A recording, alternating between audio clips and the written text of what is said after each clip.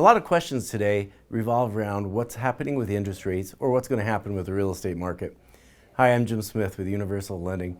I wanted to address this because right now rates have more than doubled this year in 2022, and that's a bit of a shock. And as you know, it's slowing down the housing market. So what's going to happen?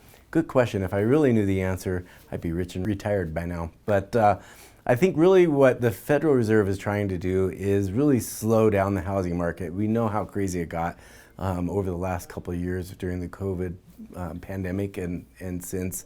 But the feds are really trying to slow that down. And by doing that, they're increasing the interest rates on consumer buying, credit cards, car loans, etc. And it finds its way into the mortgage industry. So right now we're currently around 7%. A lot of experts think we're going to see 8.5% in 2023, if not even by the end of 2022. The feds are expected next month to raise their rates again. And it's just going to, the more inflationary information we hear and news we hear, the higher the rates are going to go. So I think we're going to see increasing rates for a while, and that's going to put downward pressure on home prices. We're going to see that throughout 2023. But I imagine by the end of 2023, early 2024, we're really going to be looking at our normal rate of around 5.5%. 6%. Not what we're used to. We're definitely used to somewhere in the 2s and the 3s. We've been there for quite a while, but the reality of it is that was a very discounted rate. And I really don't see us getting back into that market for quite some time, if ever again. So my recommendations to borrowers right now, it's marry the house, not the rate.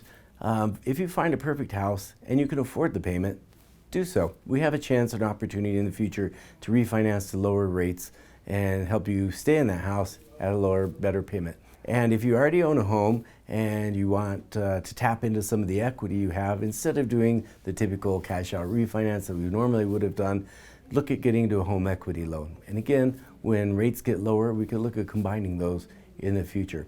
So I wouldn't panic.